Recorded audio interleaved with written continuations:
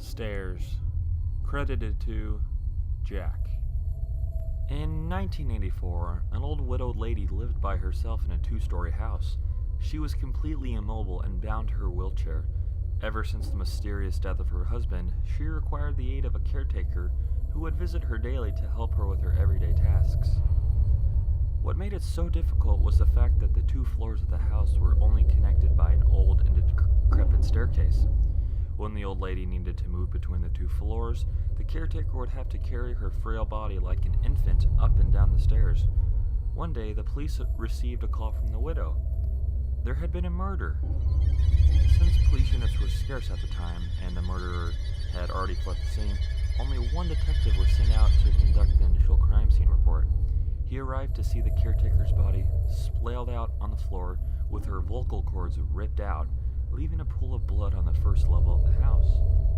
The old lady sat atop the staircase in her wheelchair, watching him, still and silent, seemingly in shock. He immediately ruled her out as a suspect due to her inability to move up and down the stairs, and because she was trapped up there at the time the murder took place. It was similar to the death of her husband, who had suffocated in his sleep on the couch downstairs many years ago. The detective put on his gloves, took photos, swabbed for evidence, and covered the body until the coroner arrived later.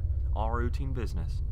He scoped the entire first floor for any clues, then asked the old lady if he could look upstairs.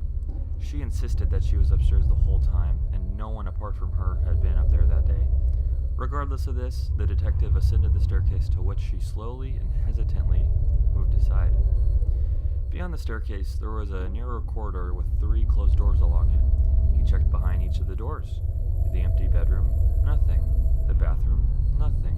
He became anxious as he slowly made his way to the final bedroom where the old lady slept. He opened it and everything looked normal. A bed, a wardrobe, and a bedside table with a lamp. He checked every wall of the room in horror, as it was not what he discovered, but it was what he didn't discover that made him stop dead in his tracks and slowly reach for his gun in its holster. It was a detail so minor that they had completely overlooked it on the last investigation of the husband's death. There was no phone upstairs. He suddenly heard a noise. He withdrew his gun and rushed out of the room, only to find an empty wheelchair atop the stairs. Hey guys, thanks so much for listening to my first scary story. I really hope you guys enjoyed it. If you would, please leave some positive criticism. I want to know what I did good, I want to know what I did bad, what I could work on. So yeah, that'd be well appreciated. With that being said, guys, thanks a lot.